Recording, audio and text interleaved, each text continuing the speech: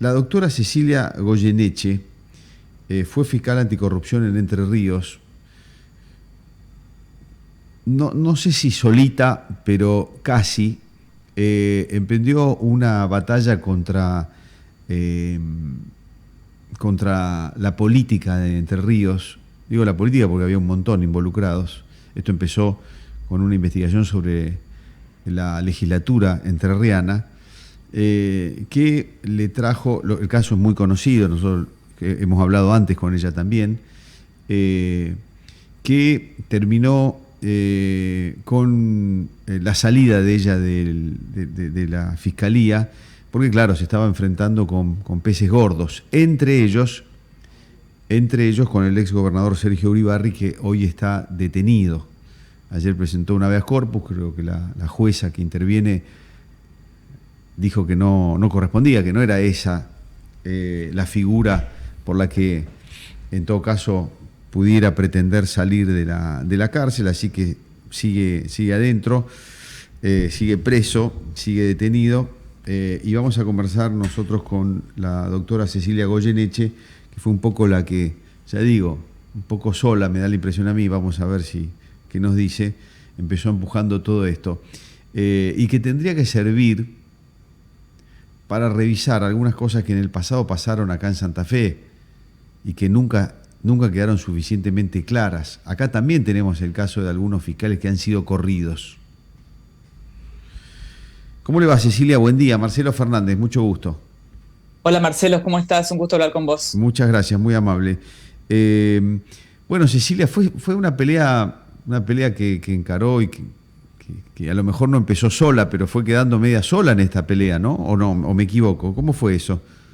La verdad que en Entre Ríos, en el Ministerio Público Fiscal, hay un grupo de fiscales y el procurador también atrás de todos nosotros que ha trabajado denodadamente en las investigaciones de corrupción y luego en la acusación en los juicios y ahora también después del juicio y condena a Uribarri, litigando, peleando para que concreten la ejecución de la pena, que es lo que pasó ayer a pedido de ese grupo de fiscales, que son aquellos con los que llevamos adelante en el juicio originariamente, ¿no? Ujú. Y todo con el apoyo también de la Procuración General, que también siempre ha tenido una línea muy clara en priorizar las investigaciones de corrupción, entendiendo que los hechos de corrupción deterioran gravemente las instituciones, afectan los derechos humanos y que por ende es necesario darle prioridad en las investigaciones penales, no dejarlo como una cuestión secundaria. Por eso, una de las cosas que se hizo en Entre Ríos es decidir que las investigaciones de corrupción se llevan siempre adelante en grupos, 2, 3 fiscales llevando adelante las investigaciones, porque el problema justamente es que no se puede dejar a un fiscal solo investigando un hecho de corrupción, porque es muy fácil eh, presionarlo, encontrarle la vuelta para sacarlo de la función. Bueno, A mí pero, pero, lo que pasó pero, es que, ¿con usted claro, lo que pasó pasa es que eso yo o era la no? cabeza, yo era un poco la cabeza porque yo tenía el cargo de fiscal anticorrupción, me habían dado esas funciones.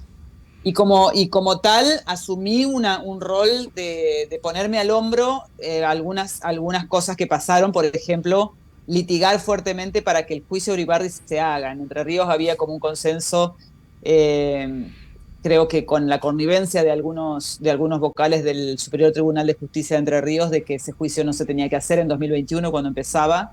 Y nosotros, y particularmente en eso yo me puse al hombro esta idea de que ese juicio se tenía que hacer, eran hechos que se habían cometido varios años antes, estábamos hacía 4 años esperando hacer ese debate, lo habían suspendido ya 3 veces antes y ya para la sociedad era algo demasiado burdo que se vuelva a suspender, porque una de las cosas que pasa con los corruptos es que tienen sistemas de protección dentro del Poder Judicial que hacen Claro, que, claro. viste, que todo se vaya para lejos, todo el juicio es lejos, la confirmación de la condena es lejos, la pena es lejos. Bueno, yo quedé como tenía esa función de coordinar y de dirigir a los fiscales en estas investigaciones de corrupción, claro, quedé expuesta y decidieron hacer uso de todo su poder para amedrentar a todos, ¿no? A los fiscales, a los colaboradores de la fiscalía, a los investigadores, a los jueces también, porque, bueno, está probado que en Entre Ríos hay también muchos jueces íntegros y 3 de ellas son las que decidieron hace 2 días disponer la prisión preventiva de Uribarri. Claro, También para ellos estaba dirigido ese amedrentamiento, ¿no? Claro, claro. Usted no volvió a la función pública, Cecilia, ¿verdad?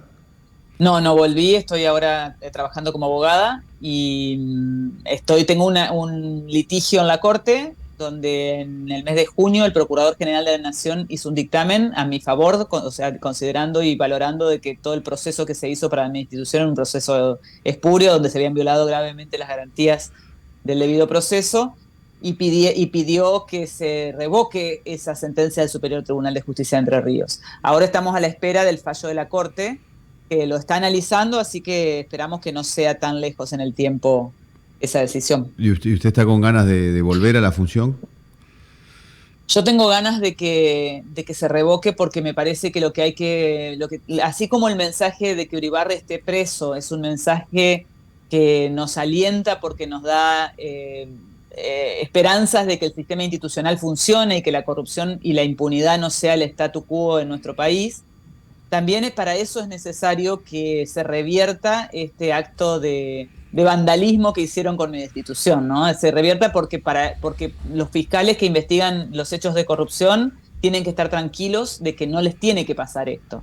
Por eso es necesario que la Corte sea enfática y resuelva mi restitución al cargo, porque de otra manera cualquiera que está trabajando en este tipo de casos puede sentirse muy vulnerable, y eso es una desmotivación grave para este tipo de investigación. Sí, entiendo perfectamente el punto, pero aunque salga esto bien, ¿usted tiene ganas de volver a la función pública o con que se solucione este problema? No, por supuesto que voy a volver a mi cargo, cuando lo marco eso, porque esa creo que es la motivación que tiene que estar detrás de esta decisión, pero por supuesto que yo voy a volver a mis funciones. Bien, perfecto. Yendo un poquito a la matriz de corrupción, en el caso de Entre Ríos, si no me equivoco, no empezó por la causa de Uribarri, sino por una que tenía que ver con la legislatura y algo parecido a lo que después nacionalmente se conoció como lo de Chocolate Rigau, ¿no es cierto? ¿Es así? ¿Más o menos así? Sí, en realidad aquí el orden cronológico fue iniciado con estas causas graves de corrupción por las que terminó condenado Uribarri. Pero en 2018 hubo una causa que generó un cimbronazo político en Entre Ríos, y es el descubrimiento de ese sistema de saqueo que tenían en la legislatura, porque ni siquiera podemos definirlo como un robo, era ya mucho más que eso, un saqueo. Llegaron a tener hasta 600 y más contratos de obra a la vez, pero donde las personas que figuraban como contratadas solamente figuraban como contratadas y prestaban su nombre, pero el dinero se lo llevaba un grupo de personas. Se pudo comprobar que llegaba físicamente a las manos del cuñado del ex gobernador Uribarri, que es el que entró preso con él hace 2 días. Y esa causa generó un cimbronazo político porque demostró cómo estaban usando la legislatura de Entre Ríos como una caja de sustracción, donde el presupuesto de la legislatura era un presupuesto que estaba pensado para ver cuánto podían robar anualmente, ¿no? ¿Cómo quebró el bloqueo de la política y de la legislatura, Cecilia? Porque aquí en Santa Fe, probablemente no ahora, porque cambiaron mucho las cosas en Santa Fe, en la legislatura por lo menos, en cuanto a esto que le voy a decir, pero antes de ahora, las cámaras anteriores tenían una protección y se veía, de lejos ya se veía que había cosas raras, inclusive hubo denuncias y quedaban, como usted mencionaba antes, quedaban tiradas allá o iban muy lejos o se perdían en el camino, y no se ha podido quebrar, por ahora por lo menos no se ha podido quebrar esa línea que permite una investigación profunda. ¿Cómo lo logró? En esta causa de los contratos truchos de la legislatura, así se conoció, se inició la causa por un descubrimiento casual. Un policía honesto vio que estaban con muchas tarjetas. Varios meses consecutivos veía que cuando él estaba de turno de guardia en un banco, un grupo de personas iban y ordeñaban, decía él, el cajero con varias tarjetas. Suponía que era una estafa, y entonces le avisó al jefe de delitos económicos de la policía de Entre Ríos, y se pusieron de acuerdo para que la siguiente vez que pasara iban a intervenir. Así fue que al siguiente mes, cuando fueron a ordeñar los cajeros, intervinieron y los siguieron hasta la puerta de la casa de estas personas que iban hasta un domicilio. Allí llamaron a la fiscalía, después se pidió una orden de allanamiento, se los cacheó primero, se pidió una orden de allanamiento. Estas personas esgrimieron como defensa que ellos eran empleados del Senado de la Nación, efectivamente eran empleados del Senado de la Nación, pero también eran empleados contratados de obra del Senado de la provincia y de la Cámara de Diputados de la provincia. Y cuando se entró con el allanamiento de ese domicilio, se encontró que era una cueva donde tenían enorme cantidad de información y anotaciones sobre cómo venían llevándose el dinero hacia 10 años y medio de la legislatura entrerriana.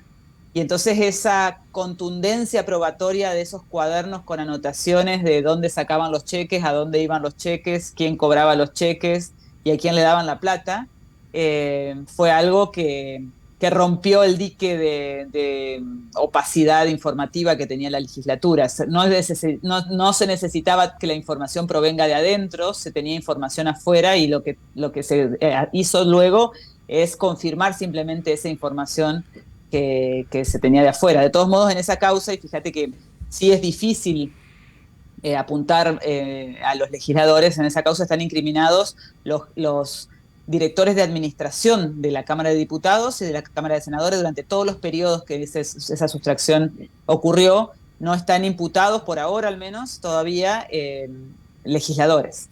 Esa causa viene más lenta, por lo visto, entonces. Esa causa está esperando juicio, una primer tramo de esa causa, que es la parte que se descubrió en ese primer momento, está esperando que la audiencia de remisión a juicio, en la etapa preliminar está, y demoró mucho porque las defensas en esta actividad que tienen constante de entorpecimiento del proceso penal hicieron enorme cantidad de planteos, entre ellos un planteo de competencia federal, diciendo de que la plata la habían gastado para campañas políticas a nivel federal, un absurdo, pero bueno, lo hicieron y eso demoró como cerca de 3 años esa causa porque llegó a la Corte más de una vez en ese planteo, ¿no? Uh-huh. Bueno, todas esas son las cosas que hacen para que el proceso se enlentezca de una manera brutal.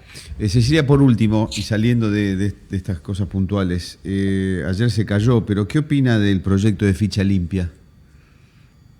Opino que no entiendo cómo no existe con anterioridad, digamos. Me parece que tener que argumentar o convencer a alguien de que los candidatos a cargos públicos no tienen que tener una condena penal confirmada, es insólito, ¿no? Entonces, opino que los legisladores tendrían que todos sentarse y levantar la mano y votar ese proyecto, porque cualquier empleado público tiene que presentar un antecedente, los antecedentes penales para poder acceder a cualquier cargo público, desde el más bajo hasta el más alto. Y entonces que eso no sea un requisito para el ejercicio de cargos electivos, me parece realmente absurdo. Y la segunda cosa que destaco de esos proyectos de ley de ficha limpia es que son proyectos que vienen de propuesta ciudadana, de grupos ciudadanos que están trabajando por la anticorrupción, digamos, y por el buen funcionamiento de la administración pública. Y eso me parece también muy valioso, porque creo que de esta situación en la que estamos no vamos a salir, sino es a partir del compromiso de todos. Cecilia, le agradezco mucho que haya conversado con nosotros, muy amable. Y espero se acomoden todas las cosas pronto. Gracias, que tengan un buen día. Gracias, adiós, hasta luego. La doctora Cecilia Goyeneche fue fiscal anticorrupción en Entre Ríos, probablemente vuelva a hacerlo entonces si la justicia acomoda un poco las cosas que pasaron en su provincia cuando tenía toda la presión de la política y del poder para que no investigara. Son las 9:50.